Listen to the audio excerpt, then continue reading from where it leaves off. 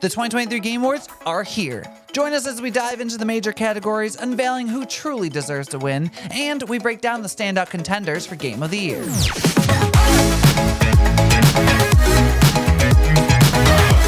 Welcome to the First 30 Podcast. I'm your host, Chad Callahan, and alongside me are the three voted in high school as most likely to clog your toilet: Tim Harris. Hello. David Marino. I've since solved that problem. And Rick Weird Beard Hogerhide. Literally the worst nightmare that you could ever subject me to. Is it? Like, I'm going to admit. Yes. In high school? I guess that's true. Like, what is your most embarrassing high school moment? Like, No. I'm trying to think of one. More, I'm saying, like, if you were to say, describe a terrifying situation to me, and I were to go, at a party and I have clogged a toilet. Oh, yeah, that, yeah. Oh, instant, 100%. like, I'll just kill myself. Like, there's no, there's no out of this. Yeah, I couldn't imagine clogging a toilet at a party. Like, I've done it like at a hotel once, and that was already like annoying as it was, but luckily it solved itself after a hot minute. Is to leave very quietly. No one even knows that you weren't. Yeah. GTFO. Yeah, no one needs to know about that. I was just going to say, if you're voted that in high school, though, is that like, because high school has different humor, right? Like as a 30-year-old, you're like, man, that's kind of weird. In high school, would you wear that as a badge of honor? I guess it depends on your personality, really, if you think about it. Like, if you were that kid that was like always making the fart jokes, of course you would. But if it was like me, no, I would have been like mortified. Mortified. Granted, I don't know. I feel like I had a, I don't know what the word is, but like people saw me as something that I feel like I wasn't. Like I was always like mean mugging people, but I just think I had that kind of face. Oh, yeah. Tim also heard it too. Yeah. I think me and Tim in high school, because we went to high school together, like everyone just thought we were like angry all the time. And it's just like, we just didn't want to be there. Yeah. I was just bored and did not want to be there. Yeah, I don't know. I thought I was being nice, but apparently I wasn't. I don't know, but that's beside the point. You just were not clogging toilets, unlike the three of us. I tried, at least. Well, anyways, we're not here to clog your toilet. We're here to talk about video games. As much as I love video games, we're going to talk about something that tomorrow actually is going to be the Game Awards. And for those who don't know what the Game Awards is, it's Jeff Keighley who, stole basically everything E3 was and made it his own. And there's a bunch of like world premieres on games. It has a ton of like viewership around the world. But then they also give the coined Game of the Year away, like the award away, but they have a bunch of other different like awards too. But really, you want the Game of the Year. Let's be honest. All these other ones are just like there, but Game of the Year really gets like the crown at the end. Can we make a note real quick that like Jeff Keighley is absolutely the video game Thanos, where he's just going around collecting all the different awards and like putting them in his gauntlet? That, what, to be fair, I feel like if Jeff Keighley didn't like you, he'd just snap and make it disappear. So he's like, like that studio just fell away and you never saw it again. He's a good guy. I just want to say that out loud in case you're watching. Anyways, we're going to go through our list, and we're not going to go through what we think is going to win. We're going to list what we think deserves to win. All right, so I'm just going to throw that out there. And we have a bunch of different ones on here. We're not going to go through every single award because there's a ton of them, but we're going to go through the ones that we think are, our personal favorites, the ones that we could at least attest to and talk about. And the first one up, and Rick, I think this is going to be a me and you one because I know Tim and David aren't necessarily in the esports world, is best esports game. Actually, I don't remember what the contenders were. I should have those up real quick. Counter-Strike 2, Dota 2, League of Legends, PUBG Mobile, and Valorant.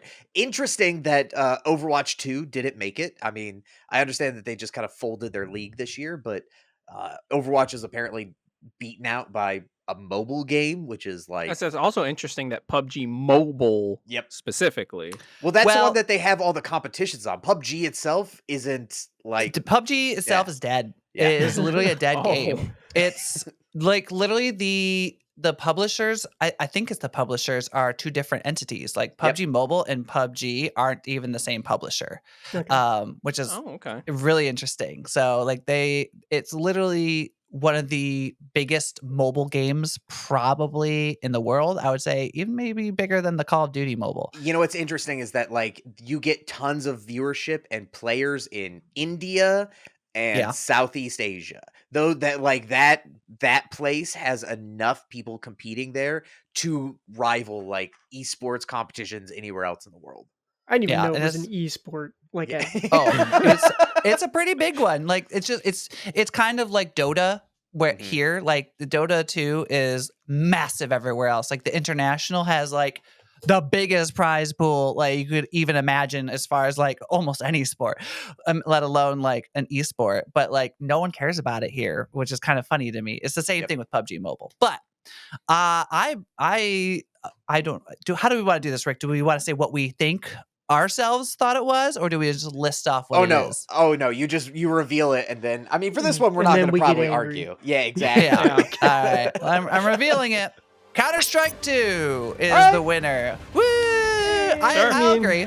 yeah, it's I mean, all right. Counter-Strike has been around for like since the dawn of tower PCs, right? So to have CS2 Yeah. be the esport of the year, I think that's fine. I'll give it that only for the sake that after, however 15 years, they finally updated it and made a second one with nice Whoa. graphics, and it's so much better. Like, well, I haven't actually played it myself, but I've seen videos of people playing it. Yeah, I've seen it, and like I think League, but again, I'm sure that's a dying scene. But like I always enjoyed the game, so like I can follow that esport, which is why I think that's the best one. Yeah. Well, again, League isn't necessarily dying everywhere. It's just dying in the US. In the just US. It's just another US problem. But I'm listen. actually shocked Valorant. Like Valorant is my go-to, Yeah. second, but it's CS2 is newer, so I think that's probably why this took it. Did you know that 74% of all players that are like consistently playing Valorant are Gen Z players? Really? Yeah, Oh. it's like the new e-dating scene of young kids. They just like are in it, and you don't have them playing stuff like League. Like that's grandpa game now, which is so weird to think about. Yeah, I'm curious to see if League's gonna be around soon. Like it lasted as long as it did, but I don't know. Yeah, you're right. I didn't think about that. Like if Gen Z doesn't want it, it's gone. Like Yeah. let's be honest. But Yeah. all right, let's move on to the most anticipated game. And within this, there are 5 contenders. The first one is Final Fantasy VII Rebirth, Hades 2, Like a Dragon Infinite Wealth, Star Wars Outlaws, and Tekken 8. And our choice is Final Fantasy VII Rebirth. Woo! Yes. Everyone's correct. That's a pretty easy one, I think. Yeah, well, Yeah. between me and Tim, we probably heavily weighted this one. If not, like, I don't know if David and Rick also put those, but I knew that I was did what me not. and Tim were putting. Ooh, What'd you what did you put? pick? Well, to be perfectly honest, I am not really looking forward to any of these games. There isn't anything immediately next year, I think, on my radar. Everything was this year, and then it's probably not going to be till 2025 where like stuff gets really interesting again for me. But I just picked Star Wars Outlaws. Oh, That's fine. Hades 2 is also, I think, going to be cool. that but, was my like, second backup. Final Fantasy VII Rebirth is just, even if like I don't know, it's so big. It's like one of those cultural things. Like even if you're not into it, I think it's going to be a thing. It's gonna be Oh, yeah. huge. I'm excited for it. Last year, I would have said next year's most anticipated game was Suicide Squad, but then they fucking shit the bed on that one. Yeah, really. What's your write-in vote? Yeah. you Do you have hate a all write these in, games? David? Oh, for next year? Yeah. I'm not even entirely sure of what's coming out next year. I have a ton of stuff like on my Steam wish list that doesn't have release dates. Oh. Let me see if one's coming out shortly. Right. Here's a and we'll couple. throw that in real quick. Wolf Among Us 2, the Yep. new Prince of Persia, Little Nightmares 3, Black Myth Wukong. Killer Clowns from Outer Space. I want that. I want that. Killer Clowns from Outer That's a good Space. write. Yes. That's a good write in. I can see those. I don't know. Final Fantasy VII Rebirth, though. Oh, Actually, you know what? I'll say Ete. Okay. Ete? That I played the demo for that. It was really good. I don't think I've heard of that one. it's like this really painterly kind of just walk around exploration game, and you just throw paint dollops at things to color them in. If this was That was kinda fun. this was like the Oscars, you just nominated like some random indie French film. Yeah, I want like you- A24 Yeah. independent. Yeah, that's exactly what happened. Okay, I like a couple A24 films. You know, they have their hits and misses. You know, it's not the Misses? worst in the What do you world. mean? Okay. I mean, okay, I don't want to say misses. They're harder to Different. Yeah, different. different's a Thank good you. word. Yeah. That yeah. All right. Next up on the list is best adaptation, and on this list we have Castlevania Nocturne. Yep, I hope I said that right. you did. It's Uh, good. Gran Turismo, The Last of Us, the Super Mario Brothers movie, or Twisted Metal. And our choice was The Last of Us, which Yeah. I think was like had to be That like was probably a honestly. unanimous vote. It was not. I'm pretty sure. Would you I vote? no, I enjoy The Last of Us a lot, but like Castlevania Nocturne, not only did I love it, It was good. but It's really it good. ended on a cliffhanger that makes me want more of it. Okay. I've never even. See, I what, hate What is cliffhangers. that? I've never even heard of it. So it's like they had the original Castlevania series, which followed With Alucard. Alucard and Trevor Belmont, and then Nocturne is like farther down the lineage of It's like a vampire hunters. son. No, It's, I mean, no, it's like no, his it's a descendant. great yes, Yeah, grandson oh, like or really something. far down the tree. yeah. 400 Yeah. years later, I think. I mean, it's like it's not a cartoon, but it's not an anime. It's fine. It's good. Like I like the Castlevania series. I will say I want to call out most of these, except for Gran Turismo, were really Oh, good. yeah. Like Twisted Metal was funny with Anthony Mackie. Yep. The Super Mario Brothers movie made a gajillion dollars. Last of Us is a phenomenal series. Like I think that there's a lot. This was like one of the really, really good years for video game adaptations that Yeah. wasn't like think of the difference between the year that Pixels came out with Adam Sandler God. to today. Oh. The difference. You know, Yeah. I even thought Super Mario was pretty okay. As much as everyone was like crapping on like what's his face playing Mario, he was like yeah, that's it, Chris Pratt.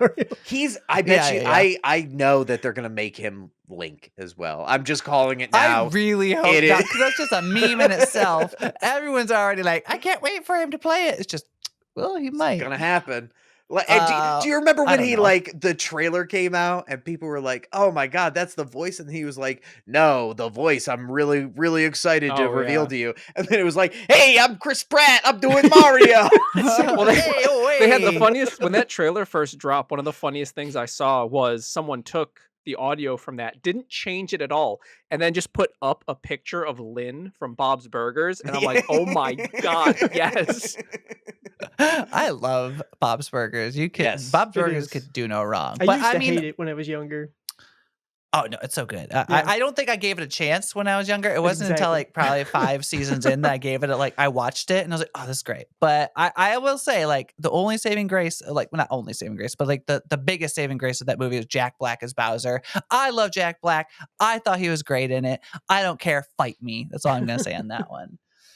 All right, now we're moving on to best multiplayer game, and in this category we have Baldur's Gate 3, Diablo 4, Party Animals, Street Fighter 6, and Super Mario Brothers Wonder. And let's see, what is our option? What is our pick? Party Animals is our pick for that one. Which there's a couple in here that I'm like, what? Like I guess I get Super Mario Brothers Wonder. Like I get that there's multiple players in it, but I just Yeah. don't Yeah. feel like it's the best option for a multiplayer game. No. Well, even Um, then, like because they took out the essentially player griefing, like Yeah. nothing changed. It doesn't feel like anything changes when you play it, by Multiplayer. yourself or Yeah, when no. you add other people. It's just more people running. Oh, I can around. tell you Not what like changes nothing when you changes. add other people to that game. When the leader gets really far ahead and everyone else is off the screen, it's awful. Okay. Okay.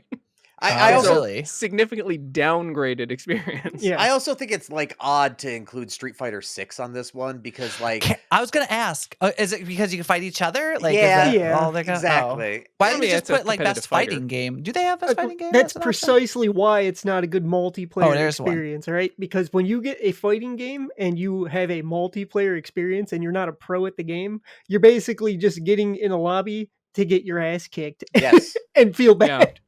Okay. Yeah, and plus, like, I feel like fighting games, even though they do have multiplayer elements, it does feel weird to call it a multiplayer experience because it's only 2 people. It's not like you could do like multiple groups. Like, and then they have Baldur's Gate in here, which Just stop. They tried to put it in every category that they could. truly, I it's- understand Baldur's Gate 3 is a great game. I It do not want to detract from it. But to put it in here when there's like so many other games that just sort of exist, like, come on, you greedy people. Let How some does other Baldur? games. I mean, I'm assuming it's co-op, or is there a Yeah. separate mode? Oh yeah, It's 100% co-op. Yeah, co-op. it's just Oh, okay. co-op. You could just like, I really don't. To be fair, I haven't played it with co-op, so I don't even understand like how it works. But like, isn't it just follow the leader a little No, bit? no, Like, you can do whatever you want. Like if you're a person who wants to just branch off and not even hang out with the party and play your own game, you can do that. But I mean, that's what Okay. I'm saying. Like, I think that the like just being able to also play a game along like in the same world as another person is not a multiplayer game. I'm Yeah. glad we at least all agreed Party Animals was Oh, yeah. fun enough. That was my That choice. yeah. I would say Party Animals. I when we first played it, I struggled a little bit with it, but like once we got down to like how it works and you get past the kind of like movements and you're like, you know, wacky inflatable tube manning around, like it was really fun. Like Yeah. I thought like it was a good family game. I It could is a see why good it could be in time here. with I think friends. Exactly. they definitely played into the weird over physics of the animations, because like Yeah. nothing you had to do in the game was particularly difficult. Like you could get by just by flopping around Oh and yeah. then, you know, win a competition that way. It's not like they created this system that looks fun to run around in, and then you actually have to like perform dexterous tasks to win a game. Oh yeah. Except for shooting yourself across to the other team and then stealing all their cannons and stuff yeah. like that. That you know, obviously that's the Big brain. big brain stuff. All right, moving on is the best family game, which funny enough, they just call it best family. Yeah. Which I find funny. So it's just like, okay, who's the best family here? Is it the Joneses? Is it the Walkers? Who is it? But no, in this category we have Disney Illusion Island, Party Animals again, Pikmin 4, Sonic Superstars, or Super Mario Brothers Wonder, which is in here again. And our choice was Super Mario Brothers Wonder. Clap, clap, clap, clap. What is the first one? I've never even Disney what? I've no freaking Disney idea. Illusion Island. It has kind of like a crazy art style. Like It's from the new animation of like they have like there's Yes. Mickey Mouse shorts that they have on Disney Plus. It's Okay. that same animation. and you're if you ever played Mickey the Ink one, the Ink series. with- Oh gosh, yeah. It's I think it's Illusion too, or maybe Epic but- Mickey. Epic Oh Mickey, yeah, that's- that's what it's so called. like it's kind of along the same lines. It's a 2D platformer type game. It's fine. Like it's a Disney product, so it's polished. If there's no soul there, either way. I believe that I voted for Pikmin 4 on this one. Pikmin 4 was a lot of fun, but Pikmin's To be great fair, in general. I think I voted for Party Animals again. Personally, so it must have been the other two that I won did out. vote for Super Mario. The reason I did not pick Party Animals is because that's the perfect game to make your children cry, I think. Oh, yeah. Nah, that's the best part about family games, just making your children cry. Like, that's all you want. can we put that on the box of like, we'll make your children cry? Exactly. Like, come on. Like, that's the best part. All right, let's move on to the best fighting game. So there was a category for this. All Yes. right. So best fighting game, the category, the contenders are God of Rock, Mortal Kombat 1, Nickelodeon All-Star Brawl 2, Pocket Bravery, and Street Fighter 6. What a tough This is- category. It's a tough category. It was. There's two on here that I was fighting between, but let's see what we've chose. There's two on here that I recognize. Fair enough. Oh, it was a tie between the two that I thought it would be Street Fighter 6 and Mortal Kombat 1. All right, everybody fight. Okay. To the death. You're like down the middle on it, right? I mean, you're one or the other. I don't think any of those other games had a chance. Like, are you really gonna look at me in the face and be like, God of Rock is actually as good as Mortal Kombat 1? No. Like, yeah. I mean, it was really down. Like, if you let's be honest, Street Fighter 6 brings some a healthy breath to the fighting game community. Like, they're like, that's like a heavy game. Like, Mortal Kombat is obviously one of them too, but I think Street Fighter 6 is like way bigger, and people like put it on this pedestal. So personally, I think Street Fighter 6 is going to be like the better contender for that. However, I personally like Mortal Kombat more. From what I've seen from like just from Mortal Kombat 1, there isn't like, there's the story mode and then you go online. There's like not much else to do. I think there's some of those side, like little mini games that Mortal Kombat always has. There's towers, which is like the like arcade mode. Yeah, exactly. I like the towers. But Street Fighter 6, there's so much going on in that game. Yeah, I'm a Street Fighter through and through. Like, I love Mortal Kombat 2, but Street Fighter just, it's a more intuitive like control scheme, and then on top of that, there's just way more going on in Street Fighter than there ever will be in Mortal Kombat, except for like maybe Deadly Alliance, which was really cool back in the day. But like, I remember Deadly Alliance. I remember getting my butt kicked in that game, but loving the heck out of it. Yeah, I missed that one. I don't know, but I agree. You know what? I do feel like Street Fighter 6 should probably take this one. I don't know. Do we want to duke it out? Should we just agree Street Fighter 6 overall? I'll switch my vote. We can go with Street Fighter 6. I'll switch my vote too, because I think me and you were the Mortal Kombat. So you know what? Cool. We'll go with Street Fighter 6 as the better option. Cool. Because there is more in the game. Like, I have no skin in this fight. Moving on to the best RPG, and there's only one answer that is worthwhile out of all these. I'm going to tell you that right now. But the 5 contenders are Baldur's Gate 3, Final Fantasy 16, Lies of P, Sea of Stars, and Starfield. Now, there's 2 in here that I think are highly like overhyped and I like overrated. One of them deserves it. One of them deserves it, and the other 2 are just meh. All right. Okay. What did we choose as the best RPG? I can tell how short this is. This is incorrect. Sea of Stars is what we chose. Yeah, let's go. What? I chose Final Fantasy 16, and that was the correct answer. I will fight to the death on this one. I agree that is my favorite of the list, but I chose Baldur's Gate 3 because it is the the best RPG in this category. So y'all put Sea of Stars? Yes. David? Me too. Why? Oh, he ruined this. Here's you why. Ruined this. It's Baldur's Gate 3 is going to win. Yeah. Okay, let's see. I'm going to throw this out there. Baldur's Gate 3 needs to get the fuck out of this category. I get that it is probably the most quintessential role-playing game, it is quote unquote. the RPG in this category. But I don't care. It is not... It's not my RPG, you know what I mean? And Starfield, I'm going to say it. It's boring. Yes. There's nothing to great. do in that game after like 2 hours in, and it's not that exciting anymore. I was a big get out. fan of Final Fantasy 16. However, it felt to me closer to like a Devil May Cry action game. Amazing, yes. When Sea of Stars, it's turn-based JRPG dopamine straight into my veins, where it's like, oh hey, I can do the boss, I could do the quest for the extra good weapon, and I get to like level up and choose stats, and I can hoard items that I'm never going to use. Like, that's an RPG. Give it to me. I'm really glad that it got the nod from us, honestly, because I thought for sure that was going to be either Final Fantasy or Baldur's Gate for sure in this group, and like the Sea of Stars win makes me who did you happy. put, Tim? I picked Baldur's Gate because it is traitor. the best RPG available right now. You're a traitor, you filthy traitor. I would personally, out of all these games, 16 was my favorite.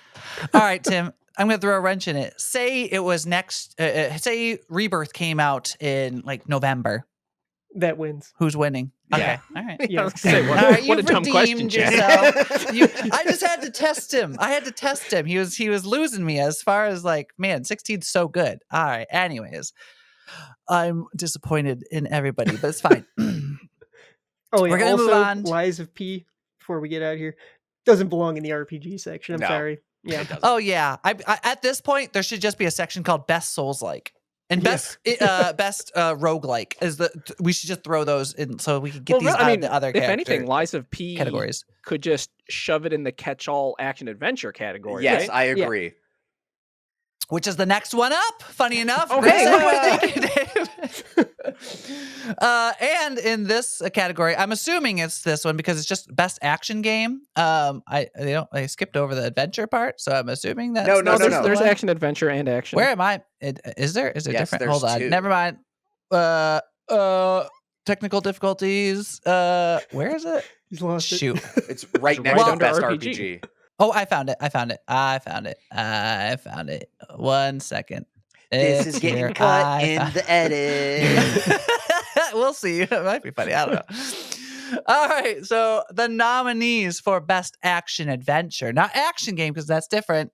Alan Wake 2, Marvel's Spider-Man 2, Resident Evil 4, Star Wars Jedi Survivor, and The Legend of Zelda Tears of the Kingdom. Also, let's call out what their like criteria for this is the best action adventure game combining combat with traversal and puzzle solving, which I think is like the most flimsy definition of Yeah, like, that's like literally all games. Yeah, I was gonna say, really. what's the difference between action game and action adventure at that point? Like, it just feels kind of. I think don't action understand. means like, hey, you no need brain, only kill. And then Yeah. action adventure, they're like, I like those. hey, games. can I you think- put the X block into the X hole? Yeah, I think action adventure might necessarily need to have a stronger story focus, whereas Yeah. an action game is going to be like a boomer shooter where you're just running and gunning or hacking and slashing or beating and punching, I guess, in a brawler. So Did what would any of Back those for come out Blood this year? be? Back for Like, Blood? I'm trying. Action. Yeah, what would that have been? That would have been an action Yeah. game. Oh, yeah, that's an action game, yeah. Because like it's weird. Like sometimes they just toe the line where I'm like, I'm not sure where the adventure comes in. But all right, what did we choose for best action adventure? We chose The Legend of Zelda: Tears of the Kingdom. I can tell you, I did not choose that. Are you the only? Hold on, we're gonna. Okay, that's fine. I picked it, so Tim and I are So the. what? It would the say it must have been ones. Tim and you. Yep. Okay. I mean, to be fair, I like Zelda. It's just not my go-to game. So I went for out of the options. I was gonna choose Resident Evil 4, but I haven't played it, and I wanted to go for Alan Wake 2. Because I just assumed it was I going to haven't be played it either. Oh, poor David can't play David. it. His computer is not. He needs a new PC or I'm or working parts on or it. something. Do you Yeah. want to? Do you want to know my honest reason why I voted for Tears of the Kingdom here? Let's be honest. All right, let's hear it. Because I think it's going to lose every other category that it's featured in. Yeah. And this is the only one that it's going to be Oh. able to like stand on its own of like, oh, look, you can climb and traverse and there's shrines again. Yeah. It's the clear winner in this category, in my opinion. Like, it doesn't get more action adventure than Zelda. Even That's go fair. way back when. I'm also super glad that they did not put Tears of the Kingdom in the RPG category because Yeah. a lot of people argue that Zelda games are RPG games and it makes me want to blow up a building. Yeah, I would consider it an RPG. I mean, I think it's just because like it had some RPG elements, but like very little. It's What definitely about more like action. the SNES ones? It was still no. No? Like it was Okay. still like whoosh, whoosh, whoosh, Just a whoosh, question. you know, walking around, like beating the people up. It wasn't the quintessential, RPG that Final Fantasy probably was out of the options. But let's get on to best action game. We lost the All right. adventure. Now it's just Our beating the first crap out snub of stuff. category. Yeah. Oh, Whoa. it's interesting because one of the things in here I thought you'd be all for, so I'm curious. I probably So- was, but something still got snubbed. Interesting. All right. Well, the contenders here are Armored Core 6 Fires of Rubicon, Dead Island 2, Ghost Runner 2, which to be honest, I don't know anything about, Hi-Fi Rush, and Remnant 2. And our winner was Armored Core 6 Fires of Rubicon. Good choice. Let's That's go. the one. Woo! I like that word contenders when Armored Core is in the category, Chad. Good try. Okay. Big thumbs down. Contenders. Well, I knew that David was going to be excited for Hi-Fi Rush, Yeah. but what's the snub? Turbo Overkill. Okay. Oh, yeah, you did tell me Turbo about that Overkill one. is the best action, it's probably one of the. It's tied. I don't know if like in a category of action game, I don't know if Turbo Overkill or Hi-Fi Rush is better, because like Turbo Overkill is just so fast and frantic and just like technically impressive with how all of the mechanics work together. I'll have to trust you on that one because I have not played either. Chad was trying to debate on whether or not to be like, yeah, totally. Yeah, I agree on that. Yeah, I was like, I'm not gonna lie, I've not played either of the games you've mentioned, but I did watch Tim play Armored Core 6, and I thought that was pretty freaking sweet. Plus customization, so that's all that matters to me. You have costumes in Hi-Fi Rush, Chad. Doesn't matter. I didn't know that, but He that has is pretty cool. hundreds of mech parts in Armored That's Core. true. Like And I could custom customize. paint. There's definitely. I not could make hundreds a of pink parts in mech Hi-Fi Rush. and just beat the crap out of everybody, and then most likely get my butt whooped. But Yeah. If Armored Core wasn't in this category, Hi-Fi Rush would have taken it, no contest. But like it was. I'm sorry, David. I'm sorry. Okay. no, it's not this believe. one. I was gonna say one of these does have some drama behind it, but I think it's the one after this. But we're gonna go up with the best debut indie game, and one of them we actually talked about last week on the show. So I'm actually interested in this one. But the contenders here are Cocoon, Dredge, Pizza Tower, Venba, and Viewfinder. And by the way, the difference in this category is a debut game created by a new independent studio. So it has to be not just an independent studio, it has to be a new studio. And this is their I wonder first what's game. like. So this is their first game. I was like, what's the definition of new studio? Could it be like game 2? But all right, This first is game. literally their first project. I mean, interesting because these are like really like well done games. And funny enough, Pizza Tower in here, I would have thought that was like that's really indie, is it? Isn't it? Like no, like that was no. I mean, like, yes, but it was big. Like it wasn't a blip on the radar, you know? That's fair. All right, our winner is Viewfinder, which I am not shocked by. That game was great. I mean, it had its moments where it was a little frustrating here and there, and Viewfinder could be better, but still really great concept. Especially for this category for debut title, Viewfinder is 100% carried by the gimmick. That just never got old. Just taking the picture and like you slap it down somewhere, and it like it maintains that view, and then as soon as you step over to the side, the depth pops in, and you can see what happened to the levels. Is magical every time. Do you know It's why so good. I hated and would not vote for this game on principle alone? Is because that shit had been on Reddit every other day for like months, where people were like, look at this crazy new game, and every time people were just blown away. And it was like I was like, oh, that was so cool the first time I saw it, and then after months of being hit in the face with the Viewfinder propaganda, I was like, you know what? Fair enough. No, I'm not gonna vote for you.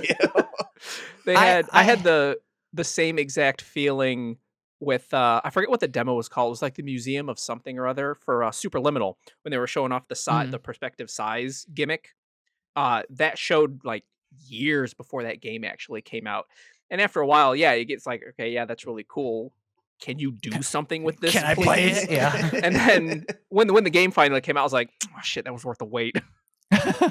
Well, I said it during when we reviewed this game, and I'll say it again. I haven't been excited for like a puzzle game since Portal 2 as much as I was excited for this. I'm really excited to see what they do next. I don't know if they'll expand upon this one or like use some ideas and just build upon something else. But like, I don't know. It was just really fun. I love the concept. So hey, though, 100% deserves this. Fair dues to Pizza Tower, because I just started playing it. It was really good. Yes. I was playing it wrong for like the first 2 levels. Uh-oh. because I went into the game assuming that it was like this time attack, like do the level as fast as you can type game. And I was just like bopping off of everything and like smacking into walls, and like the wall run only triggers if you have so much momentum. I'm like, this feels really slow. Like this feels like the design elements are clashing. But then I realized that the first half of the level is like a puzzle where you go around collecting points. The second part of the level where you're escaping Yeah. is the time attack mode, and that's when it starts to Oh. flow. And I'm like, oh, okay, I understand where this is going now. Interesting. I'll have to play it. I'm intrigued now that I thought it was like tiny indie game. I added it to my wish list. So I'm interested to see how like pizza. I almost call it Pizzagate. I don't know why that came to my brain. Don't do Pizzapopolis. that. Anyways, and now this one I do know for a fact, as far as I remember, has a little bit of drama behind it. Lots of and I'm gonna drama. read off. The end of the best independent game and like what the category determines it as for outstanding creative and technical achievement in a game made outside the traditional publisher system. And the contenders are Cocoon, Dave the Diver, Dredge, Sea of Stars, and Viewfinder. And our winner is Sea of Stars again. Let's go. There you go. Bring him home. Oh, see, I voted for Viewfinder again. Not me. No, see, Cocoon is a much better game than Viewfinder is. Is it? I thought Cocoon seemed interesting, but I feel like I was gonna get bored with Cocoon Like way faster than I would get bored with Viewfinder. If debut wasn't a category by itself, I don't think the actual like entirety of Viewfinder is strong enough to carry it. It's literally just like that magic trick. Yeah. For like a first time Yeah. outing. It's like, wow, this is great. But like as a game, like sit down, how do all these mechanics work together? Okay, play this. Like I voted for Cocoon. I thought Cocoon was a lot stronger. Well, I do know that there's a little bit of drama with Dave the Diver. Lots of drama. And it's because Dave the Diver, it's listed as Mint Rocket is the studio that's like great, and it's true. And Dave the Diver is phenomenal. If you have not played Dave the Diver, it's a very, very good game where you not only have a diving simulator, but you also have like a sushi restaurant you're running and all kinds of other things, right? But this was originally, they changed the name of this category in response to all the drama. It was not best, it was best indie game. And Mint Rocket is owned by Nexon, which is one of the biggest gaming development companies in the entire everything. They are backed by like Tencent. They have, you know what I mean? Yeah, like, well, if you got 10 cents in your pocket, then you got money. Exactly. And so a lot of people were upset about whether or not this truly like was an indie game, because they again changed it so it says, oh, it's made outside the traditional publisher system. A lot of times it feels like they just pick these games based off of vibes, like you know, like especially the indie games. I feel like they're kind of like, well, they know the like, AAA games are who's going to win these ones, but the indie games, like, this one vibes with me. Yeah, sure. Because like I know like you don't have to not have a publisher to be indie, because I know like Devolver, they publish a lot of stuff, but Devolver isn't actually funding these games. Like these devs don't get any money from Devolver. They just kind of like get some ad space and like the means to put it out on console or whatever. Yep. Did Mint Rocket get any money from Nexon to make this game? So they had already been working on it when they got picked up. So, like, they got brought in-house and Nexon absorbed them during the production of this game. Okay. And it's like, it's so weird because it's tough. Yeah, it's like you don't want to just shit on games like this, because again, Dave the Diver's great, but it's such a pedantic, like nerd-ass nerd-ass conversation to be like, is this technically an indie game or not? But I don't know. There's just, I see it as cannibalization of more and more opportunities for some of these smaller, like not massive conglomerate studios. It's like taking a company that Marvel owns and being like, oh, look at this new upstart studio, when like you go farther up the chain and Marvel's up there funding it and everything like Yeah, that. yeah. Do you really want to be giving them the props when it's like, this is the one platform that some of these different games, like when we get to the category of biggest impact, right? All those games are indie games, in my opinion. Yeah. And yet, even still, you get games like Dredge, which was put out by Team 17. And if you know anything about Team 17, they release Worms. Yeah, they have Worms. They have like Moving Out. They've done a billion games essentially. But again, it's a publisher and not a like, they didn't develop it, but it's really, Yeah. I don't know. It's just like, it's a platform argument about, do you want to be giving No, these guys the air in the room? I think Yeah. 100% fair argument too. I am. Not that I cared in the first place. I am less upset. I am less upset that Dave the Diver has been categorized as an indie game since it got absorbed halfway through. Like if Mint, what is it, Mint Rocket? Yes. If Mint Rocket had been a part of Nexon, they started development of this game, even if they mostly left them alone and was just kind of like getting assistance from them. Like that doesn't really feel like an indie game at that point, but like they got bought and there wasn't anything they could do about it, so leave them alone. Yeah. I just that's feel fair. like just because something has 8-bit or like pixel graphics, it doesn't make it an indie game. No, That's my not big. at all. Yeah, You a know. lot of people do One feel of the like that. one of though. the like the actual big boys should test that and like put out like a retro style game and see if it gets picked up for indie. It will. All right. Next up on our list is best community support. And the contenders for this one are Baldur's Gate 3, big shock. Cyberpunk 2077, Destiny 2, Final Fantasy 16, and No Man's Sky. I will admit, this one I really didn't know because I don't really understand. Like, I guess here's what they're going for in this one: recognizing a game for outstanding community support, transparency, and responsiveness, inclusive of social media activity and game updates / patches. Mhm. Which, like, a lot of these, like, I don't really pay attention to. Like, usually, like, I play the game and I'm out, and like, especially like all these like single player kind of games. I guess a couple of these are a little bit longer Some term. of these definitely belong here. There is one that is laughable that it's in this category. at I all. think. Do you want to say it at the same time on 3? Oh yeah. All right, I'm gonna go 1, 2, 3, and then we say it. 1, 2, 3. Destiny 2. 2. Yes. What I are was they gonna say with doing? you, but I was like, 3 voices might be too much.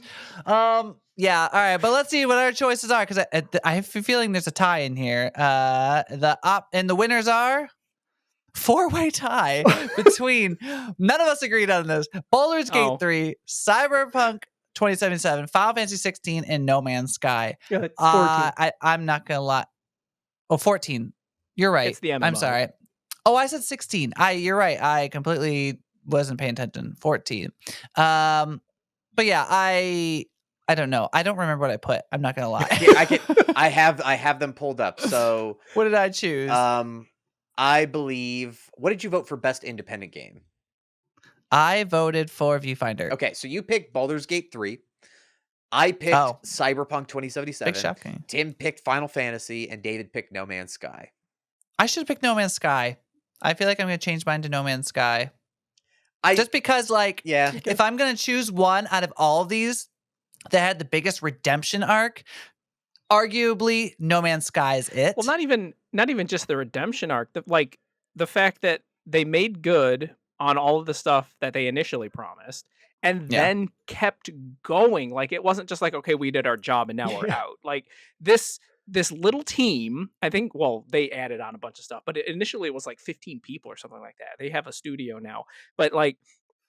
This is their passion project. They're like, what do I want to do in a space game? I want to do this. Okay, boom, it's in the game. Like, and even the stuff like the community will ask for, like, hey, can we get this? Like, boom, sure, there it is. It's in the game. Yeah. I think I'm gonna change mine. So, I mean, I don't know if you guys have any opinions on it. Chad's the one that picked Baldur's Gate 3 makes sense to me now because has that game received any? I mean, besides patches, has that game received any content since launch? It's had a couple of hot like patches, and they are planning for like larger DLC. Yeah. But I think this is also it says inclusive of social media activity, and Right.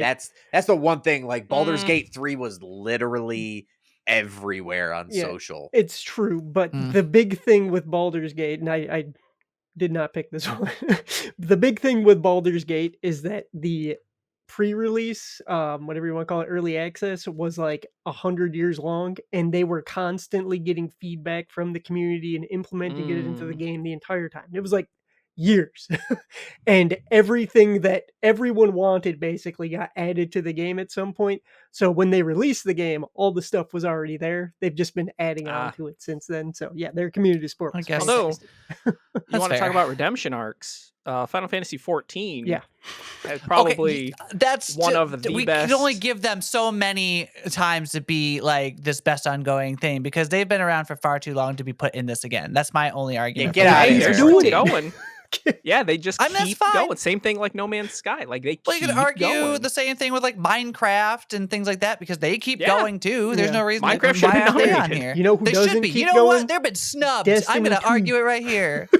We should switch out Destiny 2, put in Minecraft. Yeah, That's the that would be real great. redemption. Because like Perfectly fine. Well, they didn't need Destiny redemption. 2, I have a lot to say about. I'm gonna let Rick take this one. Yeah, I mean, more than anything, it's the fact that they have put off their their upcoming DLC for months now because they fired a ton of their staff Yeah. after gutting this game for months and like 2 years now. People have been like, what is happening? If you remember, they even made it to where previous DLC that you bought, it was taken out of the game. Stuff that you bought is ripped Wow. out and you can't access, and the developers don't even go and interact with people anymore because they just get like big middle fingers being like, don't ever talk to players. Yeah. And it's so funny that they put it in here. Yeah, it's ridiculous. This probably God. describes a lot of games, but recently I remember hearing something. I think it was Destiny 2.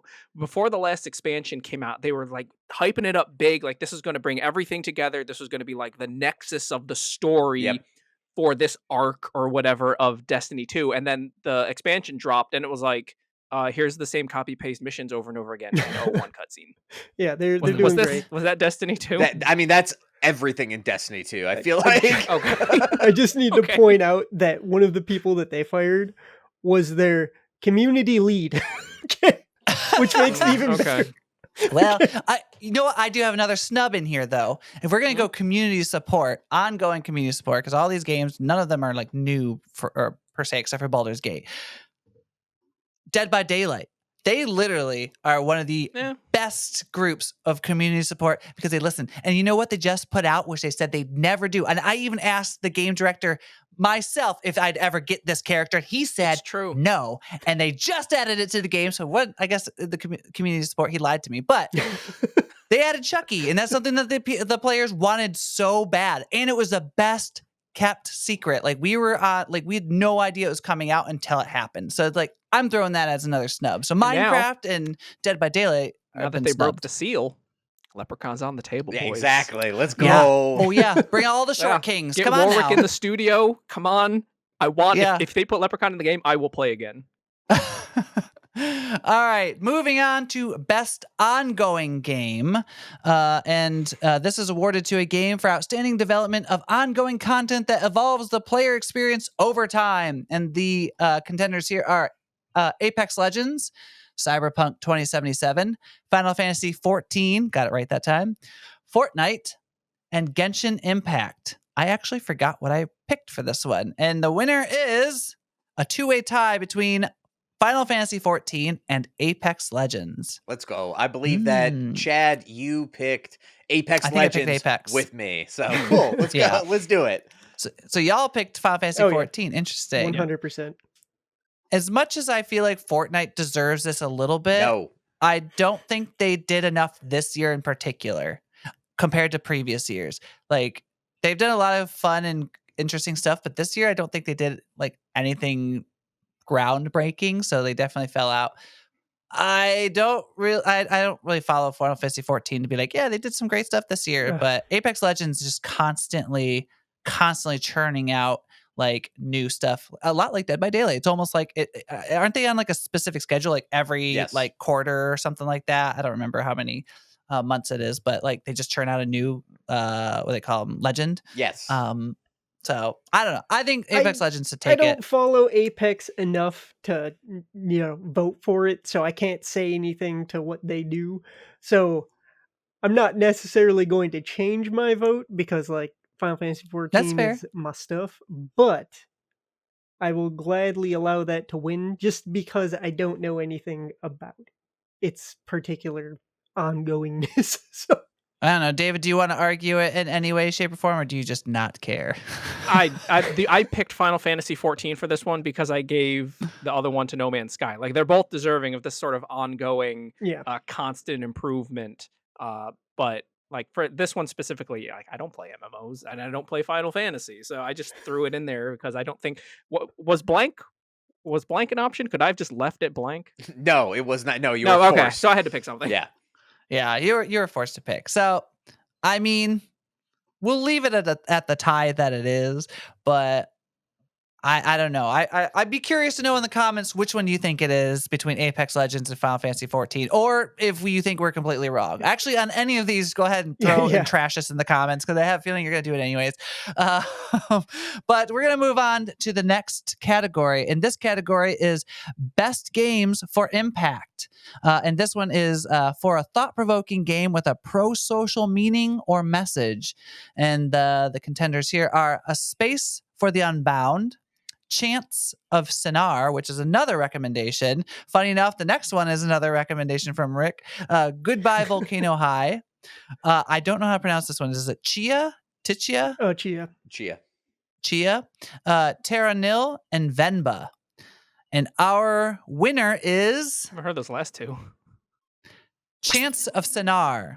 Good choice. Which I think, honestly, I don't know if I would have picked this had you not suggested it last week, Rick. But I was watching like some gameplay of this, and it looks really cool. Like this definitely is one of those like sit down, chill. Like it does feel like, I don't know. I don't want to say you're learning something, but it feels like you're really getting a message of like we're all people and like languages barriers Yes. are not like Yeah. they're just Oh, like a Chad. limited barrier. Yeah, you have no idea. They're like Oh even, damn! like really late into the game because the main gameplay loop is. Oh, you already beat it? Yeah. I gave the recommendation. He knew. He gave a recommendation 1 week ago. Yeah, well, I I beat it. I added it to my perfect games list too. But Oh God. so the main gameplay loop is you run around this world level. You're on a tower. You run around this level, and you got to figure out what these symbols mean. They're like concepts. So yeah. this one means look, or this one is man, and you go around, you figure out what these mean, and then later on in the game, you have to essentially like interpret between the different groups on the tower. So you'll have to like there's like a chat call, and this group of people will be saying something, and you have to translate that to the other group using their symbols. And it's Oh, not just wow. it's not just a one for one, like you match the symbols to what the guy's saying. Each level has their own syntax, grammar, how they speak on their level of the tower. It is really interesting, and actually I kind of think that part of the game doesn't go far enough. Like I would have liked to have seen, like once I find all these symbols, like okay, now I have to go around and solve these problems instead of just these individual chats in the they're like the fast travel spots. You solve Yep. one chat puzzle and then that's like it. But if like the second half of the game had been more of that, oh, I need to interpret and like solve problems with this, that would have been fantastic. Okay. Okay. That sounds amazing. I have to say I didn't vote for it. Yeah. But like I voted for that it. sounds great. I think everyone voted think- for it but me. What did you vote There's for these- out of the options? I voted for the first game, the Unbound one. Mm. Gotta tell you, I went based on which game I thought would personally impact me, and just based on everything I seen on that game, I'm pretty sure it's gonna make me cry. I'll let you Oh, know. well. I voted for Goodbye Volcano High. I've already Okay. told you. Really? I'm all in for furry I'm not in high the furry school life. drama. I'm sorry. I'm going to buy I- that too, Rick. I'm doing Yes. I, I'll I'm not, probably have to buy it, but I was like going around on the store page, looking at what the trailers and stuff, like what the actual gameplay might offer, Rick, these characters are ugly as fuck. Oh man. yeah. Oh yeah. they are like horrifying abominations. It's I'm ripped not, straight from Deviant Art, and I love it. Especially like I don't know if it's the main character or like one of the main characters, but I think it's supposed to be like a pterodactyl or pteranodon With the white hair and the with the white hair. It looks like a dolphin. It looks like a does. dolphin with wings. Yeah, I'm not here for the furry impact game. I'm sorry, Rick. I just can't. But One more thing, Chance though. of Sonar, I do love that. Yeah, Chance of Sonar. One more thing. It's been a long time since a game has absolutely nailed the finale like Chance of Sonar does. Really? Yeah, Okay, good to the know. final stretch of the game, because you kind of initiate the ending and then there's like a length of gameplay to get to the actual credits. Phenomenal. Absolutely pitch perfect. Good to know. I mean, you know what? As we talk about this, it gives me hope that there's like a chance of Spanish, so I could finally learn Spanish, and like in like game form. And Man, maybe a it'll game actually like this stick with real time. languages would actually be sick. It I was would like, be. what? Like from what you're telling me, there's no reason that couldn't exist. You know what I mean? So I don't know. Maybe there is games similar to that, but like maybe I just haven't found it. But I don't know. I'm just saying. All right, moving on to the next category, and this is best performance in a game, and this is awarded to an individual for voice acting, motion, and/or performance capture. And we have Precisely, and that is exactly why. Why is Amelia Tyler not on this list? What the hell? Who's that She's again? the Who's that? narrator for Baldur's Gate 3. She's basically your DM. Oh, that's She your is answer the there. best performance of the year, 100%, and I cannot believe that she was not nominated for this out of all things. Like Baldur's Gate Maybe she 3 got- is in 1,700 categories it doesn't belong in. Why is she not on this list? Maybe The she one got that she she probably probably got deserves? I don't snubbed know. specifically for not For- doing any sort of motion capture. I don't care. Maybe I don't think know, most but of these people did. Okay. well, I don't know. The nominees for a best performance are Ben Starr of Final Fantasy 16. Wow, I'm skipping over one. Cameron, Hoping for the future. Yeah. is it Monahan? Monahan for Star Wars Jedi Survivor. Idris Elba for Cyberpunk 2077 for Phantom Liberty. There's too many fucking words in this. Is it Melanie Liebert for Alan Wake 2? Neil Newban, Baldur's Gate 3, and Yuri Lowenthal for Marvel's Superman Everyone's 2. favorite. Spider-Man. I butchered Spider-Man. everybody's name on there, so I apologize.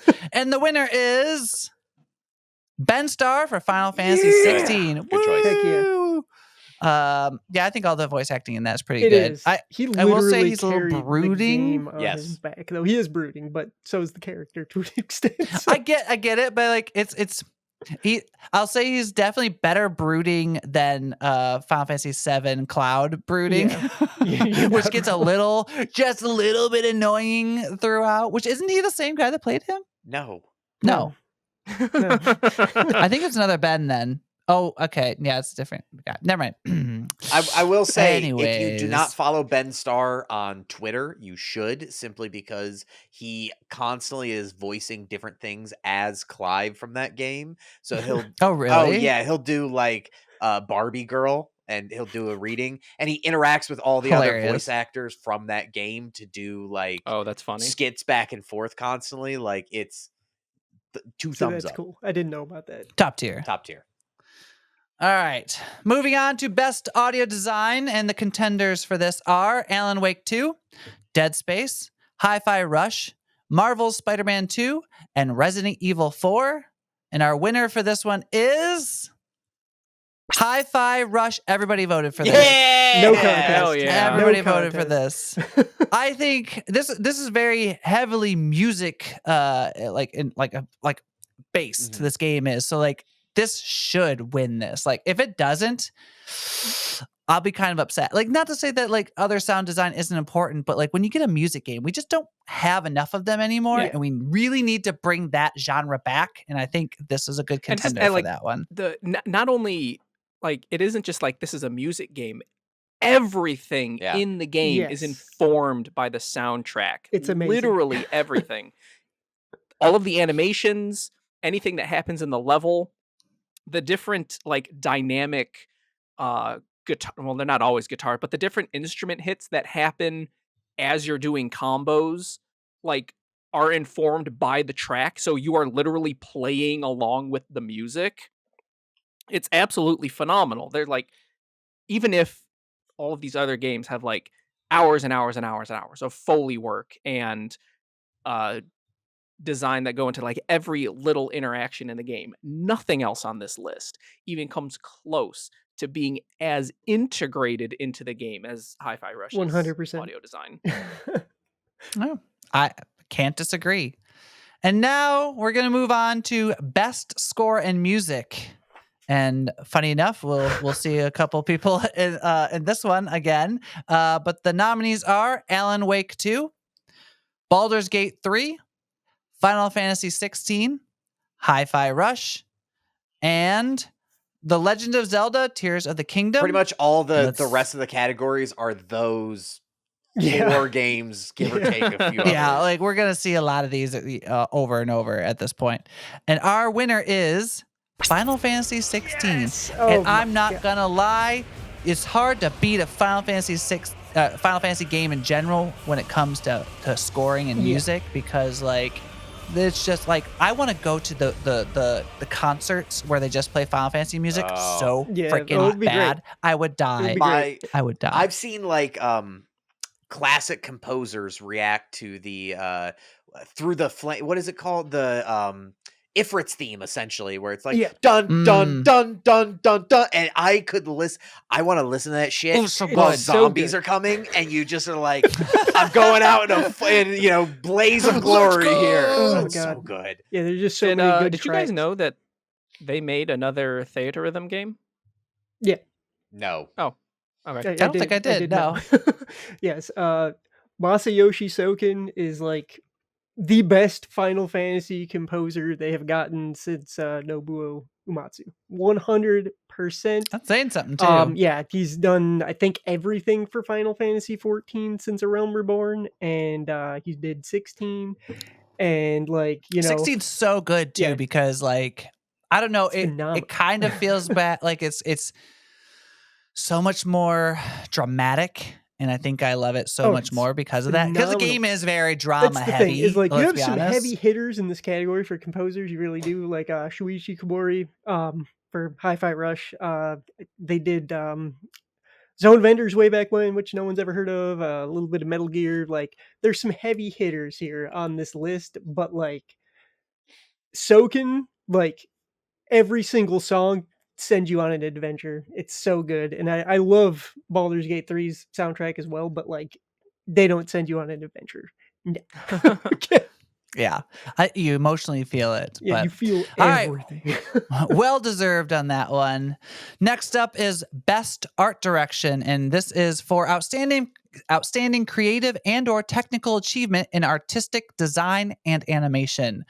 Funny because like it's just the same games over and over, but the nominees are Alan Wake 2, Hi-Fi Rush, Lies of P, Super Mario Brothers Wonder, and The Legend of Zelda: Tears of the Kingdom. Before you reveal the winner, I did not realize that they were going to take technical prowess into consideration for this. I thought it was just going to be like the realization of The idea. or the cohesiveness of the art design. Are you gonna continue. change your? You're gonna change your I'm not your gonna vote after a change second? it, but I like for the actual Game Awards, it's changed what I think is going to win now. Oh, the winner is of our options, Hi-Fi Rush. Oh yeah. Nice. What do you think is going to actually win then? Alan Wake. Oh, okay. Wow, look at you. It is That's fair. Remedy, from what I've seen so far anyway, and especially because like I follow Digital Foundry, so I was watching their deep dives into it. Remedy is absolutely putting on a clinic with how this game runs, like the performance, not like how it runs, because that's kind of dependent on your system, but like the technology underpinning this game is incredible. Okay. Oh, okay. So like, all right, that's good to know. I'm excited to play Alan Wake 2. I'll be honest, I never played Alan Wake 1, despite play David it. always talking Play about it. I But played it finally. I'll play It's it. so good. Really? All right. I'm just gonna break down and play it, and then I'll play 2, and then I'll just like gloat over David about how I played it before. That's rude, I was man. thinking That's- about doing yeah. that. Yeah. That's rude. We can both do it, Tim. High five. Oh my We'll play it God. over the weekend, and then we'll just let David writhe in pain. All right, next up, the category is Best Narrative. So obviously this is about storytelling. And we got some familiar faces in this one again. And the nominees are Alan Wake 2, Baldur's Gate 3, Cyberpunk 2077, The Phantom Liberty, Final Fantasy 16, and Marvel's Spider-Man 2. And our winners are four-way tie Oh. again. We Oh can't my agree on God. shit, guys. Alan Wake 2, Baldur's Gate 3, Final Fantasy 16, and Marvel Spider-Man 2. Honestly, I don't remember which one I picked because I was between 2. You picked 16. Okay, I thought so. All right, my gut was going with 16. Let me guess, Tim picked Baldur's Gate 3. I Yes. believe I did. You Yeah. did. David picked Alan Wake 2, and I picked Spider-Man. I was torn between I am Final not- Fantasy and Baldur's Gate for sure, but I like refuse to let up. there's a I lot going. Like refuse. Baldur's Gate, I think it deserves a narrative, like at least a tip of the hat, because like there's just so much going on in Baldur's Yeah. Gate 3. Yeah, here's the thing though, like I kind of feel like that's why it shouldn't win best narrative. There's too many options. Yeah. Just because it itself is not telling a cohesive story. Like you have the option. You can go through, you can choose a bunch of different stuff, and it is great that they covered all of those bases. It's fair. And perhaps they can give you a game design or give it a game design award for covering all of that. But like nobody sat down at who makes Baldur's Gate 3? Larian. Larian. Larian. Nobody sat down at Larian Studios and was like, okay, we are going to tell this story and we are going to realize this story as best we can. They did the shotgun approach instead of being focused. It's a fair argument. I can't say that there's not an overarching narrative to the game, because there is, but you definitely don't have to follow it 100%. So, yeah. I'll give you that. Alright. I don't know. I think we're gonna sit on this four-way tie. Then I'm assuming No, because Final Fantasy 16 wins. I don't Changed think my any of vote. us are letting up on this. Tim changed his vote. If Final Fantasy 16 wasn't on here, I'd probably give it to Spider-Man 2. Ooh. But I'm not Here's letting up. Okay, maybe this goes to like the performance thing. And I haven't played Spider-Man 2 yet, but you know how everybody makes fun of Tobey Maguire for Yes. Well, yeah. Bully Maguire. Spider-Man. Gets this train. Yeah. And well, it's Spider-Man 3. Spider-Man 3 Oh, specifically with like the the Venom dancing. stuff. I Oh, was just the- like a fucking nerd. Yeah. Yeah. He's a fuckboy. Like- Yeah. I don't know if they were doing it on purpose, but the Spider-Man 2, like Yuri Lowenthal, is like he's a fucking nerd when he's Venom again. And like I don't know if that's the thing they're going for, but it's like kind of cringy. Like, don't do that. Fair. Stop it. Stop. Bad. All right, moving on to the second to last. Okay, I have to say, for this category, best game direction it's really game of the year runner up. Like, you can't convince Yeah. me Yes. any other way. Absolutely. Because It's it's fair. awarded for outstanding creative vision and innovation in game direction design, aka what Game of the year. could have won game of the year but didn't. Yeah. Yeah, I'm curious what we'll read. What like they're gonna coin the Well, the here's the information thing. for I game of the year think- versus this. Because this feels more like instead you're not awarding the game direction, right? You're Yeah. awarding the person Right. game direction. Which is funny because So in this they don't list that person Right. at all. I think which, they should. in Really? the other stuff Yeah. they do. Yeah, they don't list it. Like in the composer stuff they do. Yeah. All right, I take it back. Yeah. So I don't think that's true. Like, I mean, at least it's not what they're Don't worry, going but for. that I think that is what they're going for, and that's the way I thought of this category as well, David. I'm 100% there with you, but yes, they should put their Okay. name, the director's name, 100%. Yeah, I'm shocked that they didn't, to be perfectly honest. But the nominees are Alan Wake 2, big shock. Baldur's Gate 3, big shock. Marvel's Spider-Man 2, big shock. Super Mario Brothers Wonder, big shock. and the biggest shock of them all, The Legend of Zelda: Tears of the Kingdom. And we chose Alan Wake 2, which I don't know who voted for what. I'm pretty sure I picked that one. I voted for that 100%, and I can tell you exactly why. It's because you can tell, okay, mind you, I haven't played this yet, but everything I've seen on that game, you can tell that the person who was leading this project had a vision in mind, and they fucking nailed it. Okay. Yeah. That's That's Sam Lake, man. Sam Lake, creative director over at Remedy Studios. Just like, dude is weird. Like, he's like the video game version of David Lynch. Hell yeah. Yeah. Oh, I like that comparison. Yeah, he's like, Go ahead. I was just gonna say I'll say, like, he knows what he wants to do, and everyone is behind him. Like, they're just they want to bring this man's vision to fruition. Everybody voted for Alan Wake 2 except for me. I voted for Marvel's Spider-Man 2 because, again, I saw this category as Game of the Year runner-up, and I feel that's like fair. that's what people are going to pick. That's fair. All right. And it comes down to this. The Game of the Year. I don't know if we're all going to agree on this, but the nominees... we need to talk about the drama on the nominees first, so you read them Oh, off. all right, go for it. No, you read them All right, off. Well, to differentiate, this is recognizing a game that delivers the absolute best experience across all creative and technical fields. So that's why this isn't Obviously, the Hi-Fi runner. Rush. That's all I'm saying. Yeah.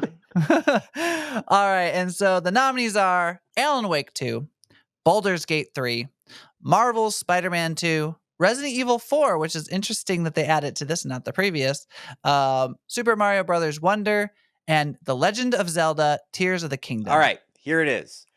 Remakes should not be nominated for Game of the Year. I don't care what game it is. Don't fucking do it. No, see, I disagree. I do not disagree at all. Especially Put your argument in, please. remasters. Like if a game gets remastered and it comes out, it happens to come out this year, then yeah, it's essentially, or not essentially, it basically is the exact same game. They just prettied it up a little bit. But remasters, especially recently, have, there's nothing underlying there that was the same game. These have been redesigned from the ground up. There's no shared code between the old game and the new game. It is inspired by the original, certainly, but this is a new product completely. Like, it's a completely new product. I'm kind of in your narratively, boat it's too, not, David. and like it doesn't feel like a new game. It's not winning best narrative because we already seen it. It's winning Game of the Year, which is arguably like let's see. I'm not arguing it has the best narrative. I'm just saying. But you said narrative. It's the same narrative. Narratively, but like it this is no delivering different. the absolute best experience across all creative and technical fields. I see it. If the game still to this day still fixes hits those notes, I agree. I'm okay with David. It could win. It's not like Counter-Strike 2 where they updated CS:GO to be this game. This is like basically new. It's a new game called Resident Evil 4. But this is one of the best-selling titles of all time. Right. Everyone's played this. This is I didn't. It's a cheat. It's a cheat. That's like being born on third base and thinking you hit a home run. Like, you cannot say that you gave yourself a small loan of $1 million and then call yourself an amazing businessman. I do not think that this is a good ability to be Game of the Year. Yeah, I'm 100% with Rick. Like, I think remasters and remakes should have their own category. Sure, totally. Because, like, I absolutely love the Star Ocean, the Second Story remaster that they've done, or the remake, we're going to call it, because it is a remake. It's got all kinds of new systems and fancy new bells and whistles, but, like, at the end of the day, it's the same game, though. Like, it's got all that new stuff that I love. I love it. All this new stuff, and it's more beautiful, but, like, no. Arguably, the thing I could also say for like a remake such as both of them that you like for Star Ocean and Resident Evil 4 is that this is bringing to light a game that is, I don't know, 20 plus years old to a new generation who hasn't even touched this game. Fair. So like, you're not giving it the fair chance to like, this is now touching a whole new audience. In the immortal words of Michael Jordan, fuck them kids. I don't care. Get that out of the Game of the Year category. Fine. All right, whatever. Let's see who won Game of the Year for us. It was a tie between Alan Wake 2 and Baldur's Gate 3. So guess what? Resident Evil 4 didn't even matter because we didn't pick it. I think that we can, as a consensus, agree. We know that Baldur's Gate 3 is going to win, correct? Oh yeah, 100%. Boo. You could always tell by how many places it is in every other category Yeah, what's no, I going to think win. Like this is the in Elden Ring all lieu- over again. In lieu of my proposed game design award, they clinched this with just everything that had to go into making this. All of the choices, all of the systems, all of the there was a story that like every single voice actor mocapped their own characters. Yeah. Yeah. Like I just the can't logistics argue. of putting this game together. It deserves Game of the Year. It does. Yeah, I can't argue it. As much as it's not a game for me, and I'm not a huge fan of like maybe I'd get into it like after a while, but like it's just kind of slow for me. I can see why this would deserve it. It's the same reason why I'd say Elden Ring deserved it like the previous year. Like there's just so much that went into it, and there's so much thought that went into it. In Alan Wake 2, I would say it would deserve the Game of the Year runner-up from what I could tell. So like I don't know. I feel like it deserves it as much as I hate to say it. So I don't know.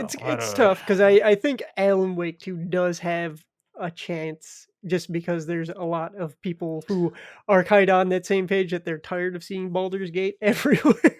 But like at the end of the day, Baldur's Gate 3 is just probably the most solid game that I've ever played in my life. It's just good all the way through, and like it's great on multiple runs. I'm going to applaud it for one thing, and it's probably one of the hardest things to do in game like development, and is living up to the hype. I kind of expected this when it came out to be another Cyberpunk, fiasco where like it was broken and, all these things were wrong. And I mean, sure, it had a few issues that I heard, here and there, but none of them were like game breaking from what I could tell. So, you know what? Honestly, it deserves Game of the Year for all the work that went into it. Anyways, let me know in the comments below what you guys think. What do you think deserves Game of the Year? What do you think any of these categories deserves? Was there any snubs that you guys think? Because I'm sure there's a few that we haven't thought about that came out. And let us know on the indie game side of things. Like, was it Diver Dave the Diver? I can't remember what it is.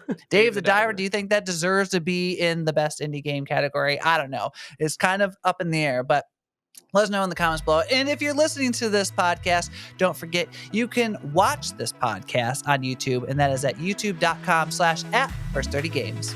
Nope, First 30 Podcast. Close enough. Bye.